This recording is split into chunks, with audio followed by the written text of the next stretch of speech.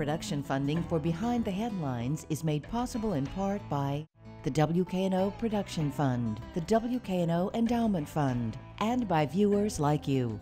Thank you. The state legislature debates school vouchers, the death penalty, and much more tonight on Behind the Headlines.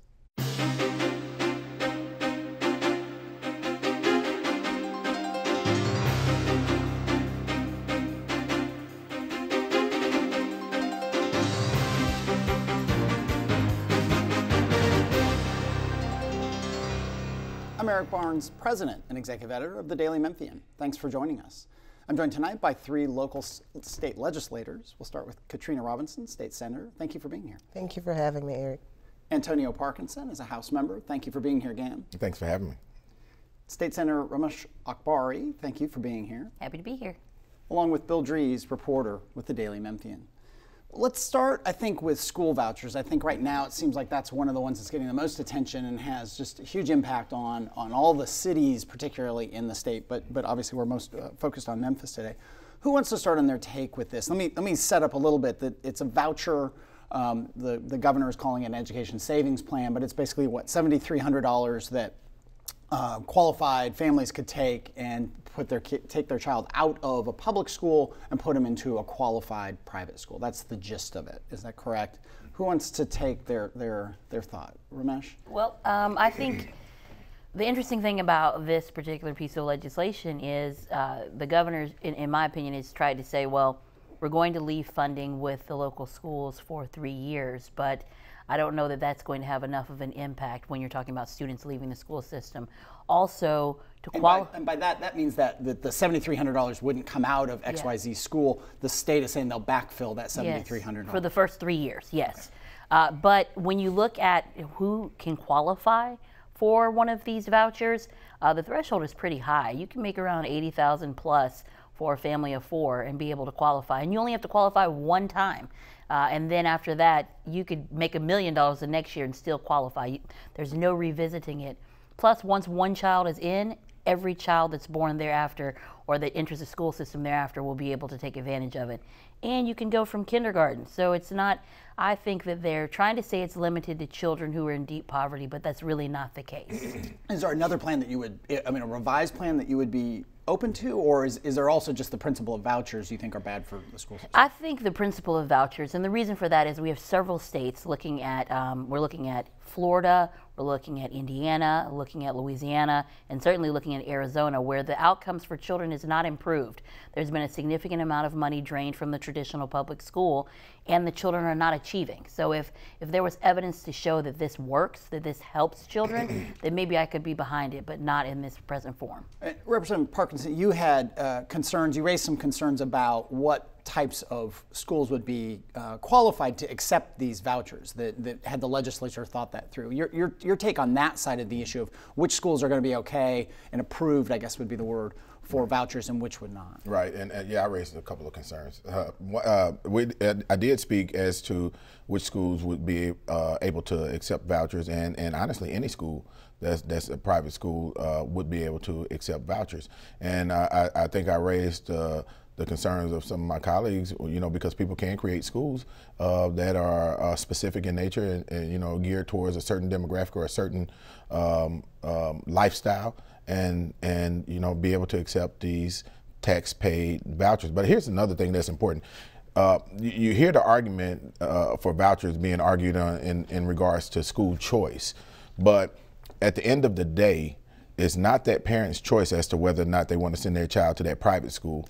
It's that private school's choice as to whether or not they want to accept that student.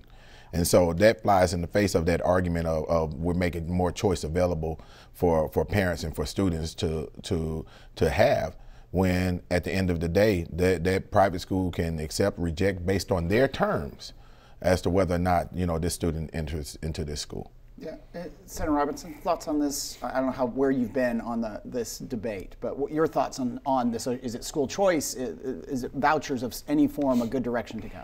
I don't think it's a good direction to go. I think the best direction to go is to support our public schools.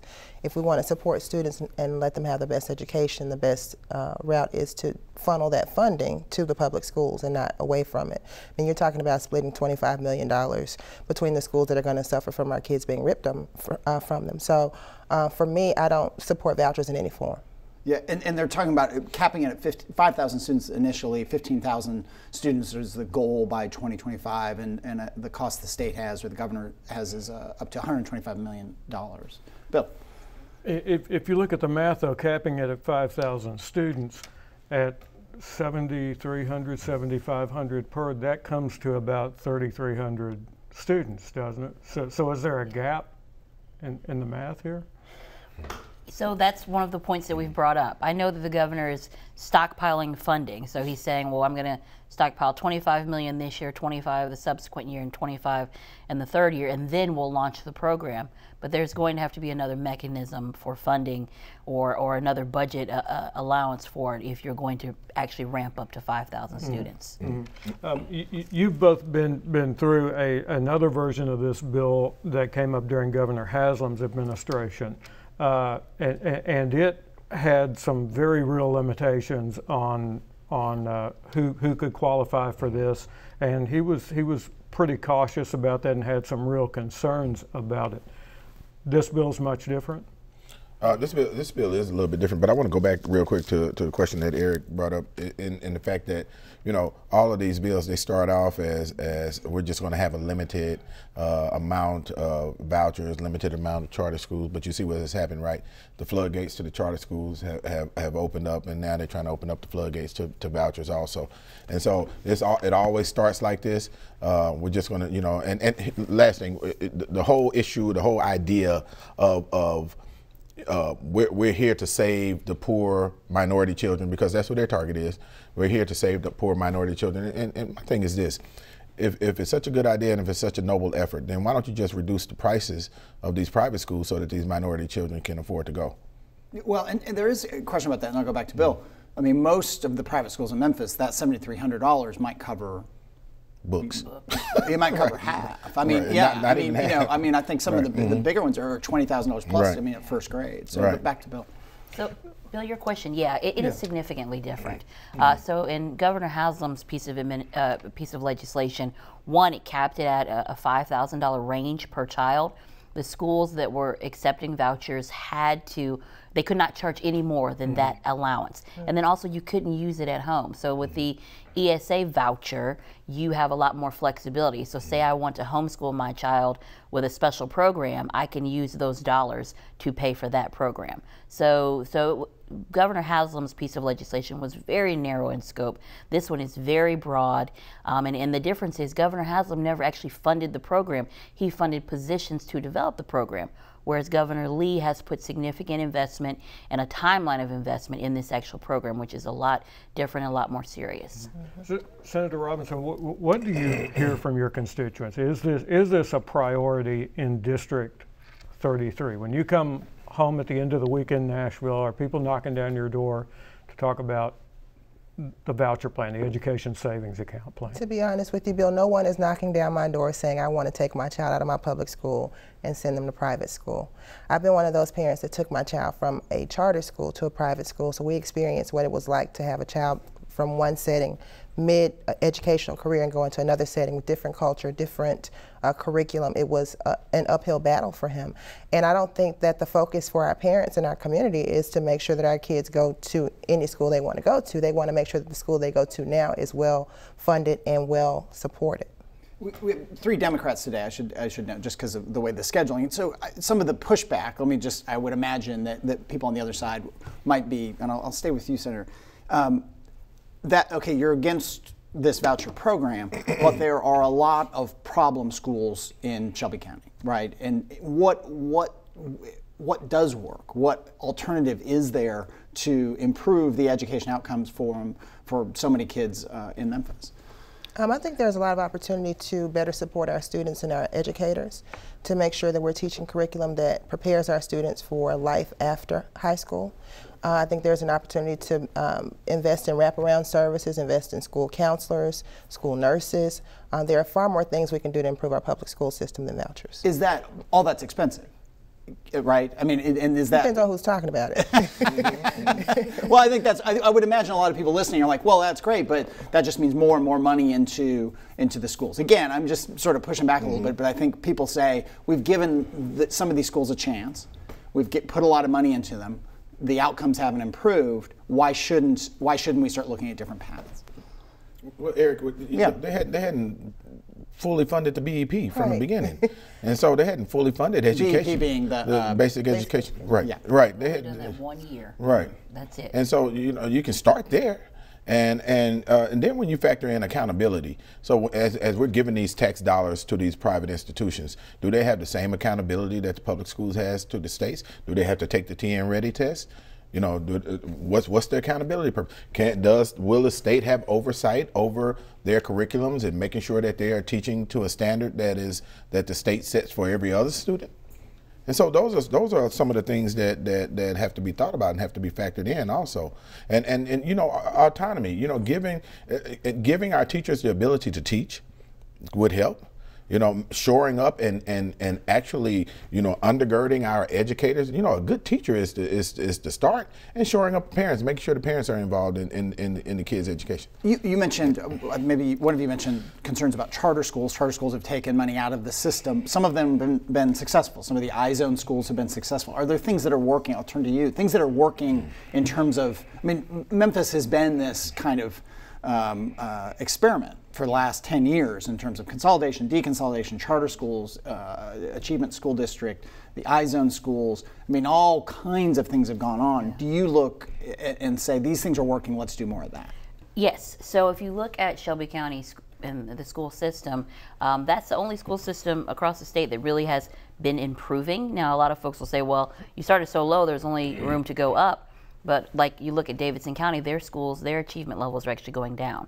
So the problematic schools? Or overall. But I'm sure the problematic schools are the ones that are kind of skewing that number. But if you look at the iZone, the success of it, how they really have been able to do significant turnaround, it comes to funding. Whether there's going to be federal or state funding that will help shore up these types of operations that work. And looking at some of our charter schools that are doing great things, like St. Andrew has a charter school that is amazing. Every classroom has 2 teachers in there, and they're small class sizes. Yes, this costs money, but if you invest on the front end, then you'll have a qualified workforce. I think that if you have a child that becomes an educated adult, your crime will go down, your health outcomes will go up. So it's a significant investment on the front end, but you have to calculate the savings on the back end.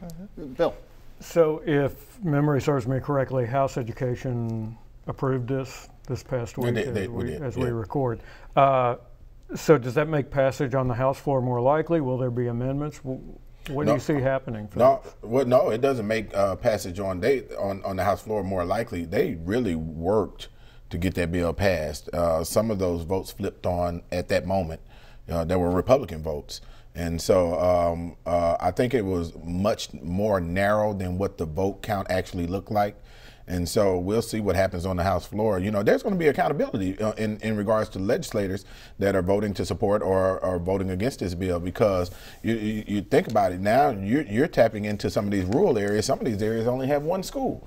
And so if you're taking money or taking students out of that 1 school, you're talking about possibly sinking communities when these schools dry up or they don't have the funding to care for the rest of their children. And the voucher legislation is passed out of the Education Committee before the previous legislation. Finance has usually been where the holdup is.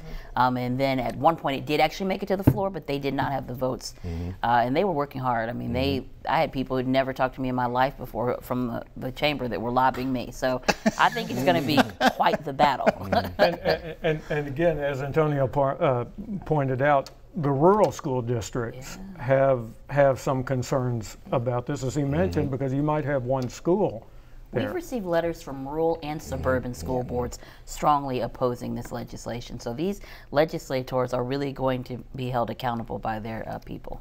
We'll move on. I mentioned death penalty. There are a number of criminal justice-oriented bills that are moving through the House and Senate right now, through the legislature. We'll start with death penalty. The state Senate passed legislation Thursday that removes appellate court review from death penalty cases. I'm going to look at you as the lawyer at the table and talk about what this bill means or could mean if it goes forward. Well, it's going to remove one additional step for folks to be able to appeal their decision. Now, the people who support it say, well, you can go straight to the state Supreme Court. Yes, but there are still different levels of review. So it's disappointing. Tennessee is not like other states where that's kind of been the comparison. We actually have a appellate criminal court level that you can go to. Other states across the country don't. So that's why they're saying, well, Alabama and Tennessee are the only two that have this level of review. Yes, because our court system is structured a little differently. So I think that it does a real disservice. And even on the floor in the discussion, there was a concept of, well, a lot of these people, even though they are found innocent, are not innocent. So I think when we go in that direction of discussion, it gets really dangerous. You spoke out against it, Senator Robinson. What was your opposition about? Absolutely. So Tennessee, like Senator Eckberry said, is one of 2 states that really gets it right. We have a criminal court of appeals that hears death penalty cases, not necessarily directly appealing to Supreme Court. That wouldn't necessarily make the outcome be different, but I would rather have a second level of review as well. I mean, we overturn at least 50% of our cases in Tennessee. And 47% of those cases come from Western Tennessee, which affects all of us. And a lot of those cases are African American. So you have to think about the impact that it has long-standing. Of course, there are other states that don't do it. There are other states that used to do it and don't do it anymore. But I wouldn't say that Tennessee is in the wrong for having a criminal court of appeals, because there's a reason why that process was put into place. And I think we've made great strides in making sure that we dot every I and cross every T when we have the highest sanction issued to an inmate in our criminal justice system. So I think it's a mistake on our part to do this, and I'm curious to see what the ramifications are going to be. Maybe move on a little bit to police oversight boards. This one gets complicated. Bill, do you want to set this up, the way this police oversight, the backdrop on this? We have a civilian law enforcement review board called CLRB in the vernacular here. We've had several iterations of it. And in the recent reformation of it, there was a whole lot of discussion about whether that board could or would have subpoena power. Ultimately, what passed was extending the Memphis City Council subpoena power to the Civilian Law Enforcement Review Board. Now there's state legislation that would essentially undo that. And I might add that there are a lot of legal questions about whether the City Council can extend its subpoena power to the board. And this would affect also, I think it's Nashville and Knoxville that have boards like this, police oversight board, that have had subpoena power in the past. So it would actually take that. Memphis hasn't really gotten there yet, if I'm right, in asserting that, but it would take it away from Nashville and Knoxville. Your take on the role of the oversight board and the state legislature stepping in on these local decisions? You know, the root of the problem is the state legislature having this heavy-handed approach when it comes to the big 4 cities in our state and their ability to self-govern. And this is one of those examples of the state doing that. And it comes from the same members each year that want to take that heavy-handed approach towards the cities. And I was curious, do you hear that from legislators from Chattanooga, from Knoxville? I mean, is there sort of, I mean, it's a very Republican heavy, it's a dominant, supermajority state legislature, governor, Senate, House. But do you hear legislators from other cities saying, yeah, why are they legislating us? Well, there were in this situation. We had the chief of police from Knoxville in the committee room in the hearing, and they've had subpoena power for over 20 years now, and it's worked for them. And to hear the sponsor say that this is about best practices. Well, that was a best practice. It was working for them. And so, you know, they should, I just believe fundamentally that, you know, those that are put in elected positions at the local level should be able to exercise the powers that they were elected for. And we should be supportive of those versus that of being heavy-handed and squashing. Because the last thing on that is that they don't want the federal government doing it to the state. They abhor that. But it's almost like the abused child growing up to be an abuser. But they do the same exact thing to the cities, and I think is something that should be changed. Bill, you mentioned expungements. Maybe we move there. Yes, and we've certainly seen Governor Lee adopt that policy after you worked for many years to abolish the fee and then to bring the fee down in that regard. This has been a long haul. It has. So really pretty much for the last, I guess, 3.5 years, and certainly the last 2 years, we've been successful reducing the fee. Because at one point, Tennessee had the third highest fee in the entire country. Only $450. Yeah, because it's $100 for the clerk's fee and $350 for the expungement. We reduced the $350 down to $180 last year and the year before, but Governor Lee stepped it up a totally different way, like completely eliminating the fee for cases that have been disposed of through diversion. Like, that's pretty phenomenal. I think that's going to help get people's lives back on track in an outstanding way. To lay people or people, what is an expungement? So in Tennessee, you can only, an expungement is to be able to kind of clear your criminal record. In Tennessee, though, you're talking about very low-level crimes. They cannot be violent. You can only expunge a maximum of two, either two misdemeanors or one misdemeanor, one felony. And you have to have, it has 5 years have had to pass before you reoffend. You have to have paid all your fees and everything. So we're talking about people who truly have done the right thing. They made one mistake, and now they're trying to get their lives back on track. And this will help them get jobs, looking at rental housing, looking at purchasing housing in general. Like, to be able to say, I don't have a criminal record anymore is huge. And when you say two, just clarification, two over the course of your life or two at a time? What is two, period. If you have more than 2 offenses, you are not eligible for expungement. Okay. Okay.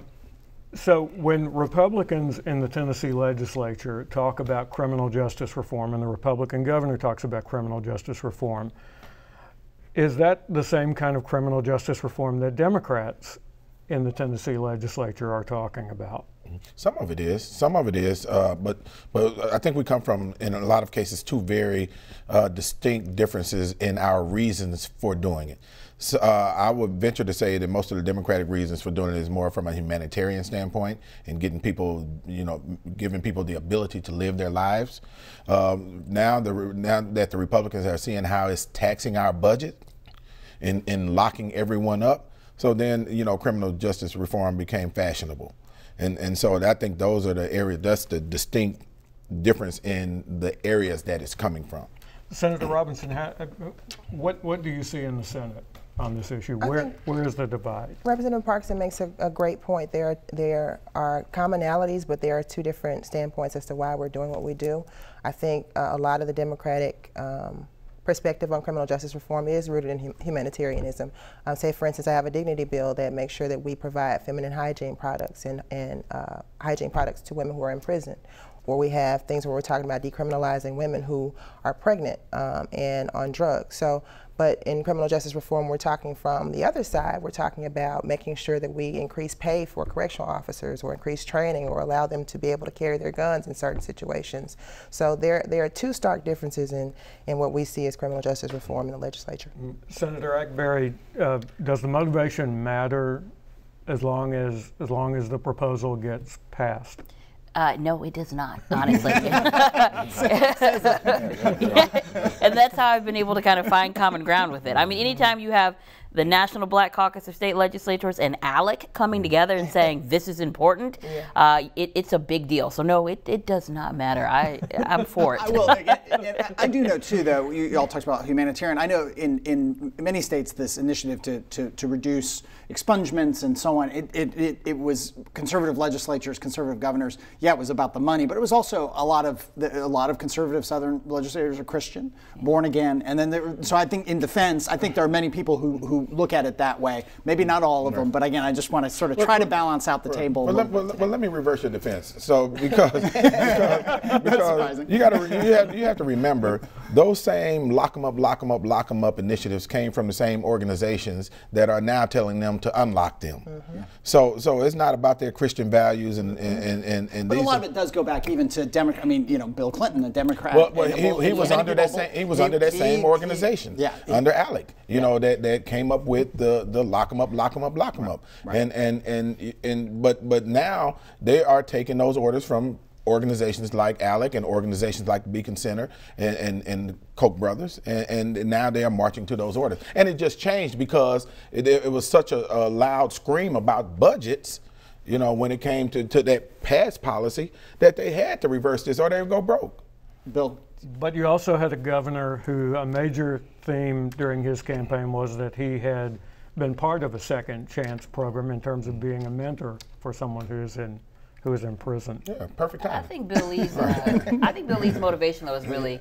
Genuine. Like he's a very, so far been very sincere, and like you're talking about being involved in this type of work 15, 16 years back, where running for governor was nowhere on his radar, at least what he shared with us. So I think it's sincere. We'll see. But Touche is right. We did hit $1 billion in incarceration costs last year for the first time ever. Think about that. So that does have some value. You are the newest member, recently elected. Yes. Well, your first thoughts? Is it what you expected? It's everything I expected and more. Yeah. This has been a very accelerated learning process. It's been very eye-opening. My background is business, it's education, it's healthcare. And so I serve on the Judiciary and the Energy Committee, where my expertise lies. I've had a great experience getting to know other legislators and what it takes to make a bill pass, and we're going to see what we can do with that. All right. Well, thank you for being here. Thank you all for being here. And thank you for joining us. Join us again next week.